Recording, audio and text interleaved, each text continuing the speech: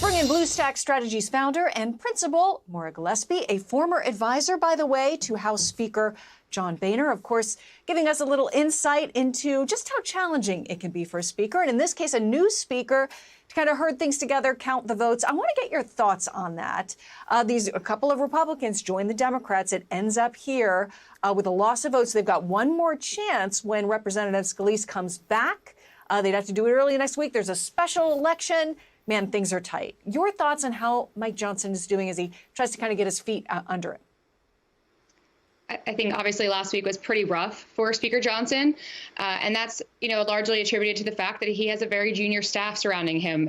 In no scenario should he have been in that position, both figuratively and literally, being there holding the gavel when the votes failed. That's not a good look, and also didn't need to happen. So I think hopefully they're regrouping and preparing for this next step. But I personally don't think that this is the route to go. I think when it comes to leadership, listening to the will of people, and that's super important. But it's also about explaining to them why this maneuver is, if you want to hold the Biden administration accountable for their failings at the border, the best way to do that is on Election Day. It is not by encouraging members of Congress to violate their oath to the Constitution.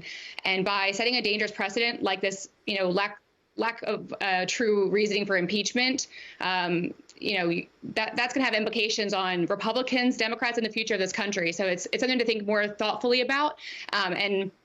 I think as they look ahead to next week, there could be some of those members who are not running for re-election who reconsider. Maybe Brad Wenstrup or maybe Cathy McMorris Rodgers thinks that they don't believe this holds to the standard. And so maybe they change their votes. It's going to be a numbers game for sure. But,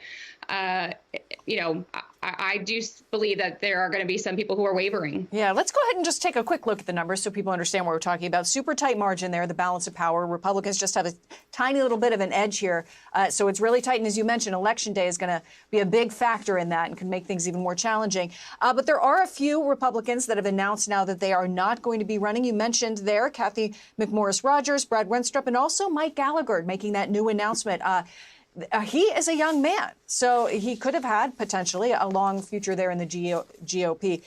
So some challenging numbers, potentially getting even more challenging on Tuesday. There's a special election coming up in New York.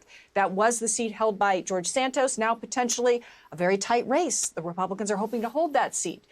So what do you make of this one last chance they have to get the Mayorkas vote through? Do you think that'll actually happen next week or not?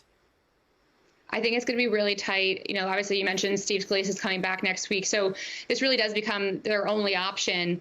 And I know Tom McClintock, he has a primary coming up. I think he's one of the only three that hasn't said whether or not he is retiring or not running again. So it'll be an interesting kind of, like I said, an interesting decision for Republicans who view this as, are they just following along with what the party leaders are telling them to do, or is this really what's in the best interest of the country as a whole? And that's going to be a question that they're going to have to grapple with for themselves.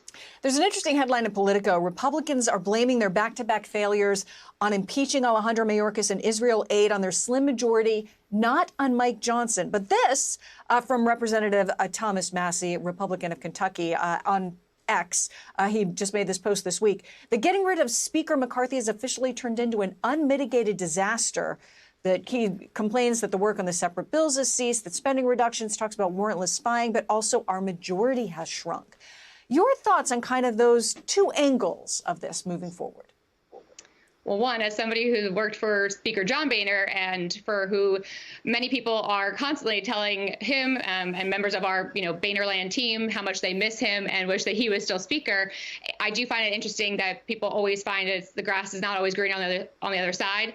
So it is interesting to hear that from Thomas Massie. But I think for Speaker Johnson, he chose not to keep any staff who were in leadership, and that inexperience and quite frankly, that junior level, not having that leadership experience is hurting him. It's definitely not been apparent that it's been working for him to stick with his staff. But, member service is important. And the people who have institutional knowledge there on Capitol Hill, they matter and they make that place run. So I hope that he's reconsidering maybe beefing up his team a little bit, because he's going to need to if he wants to keep that gavel in his hand.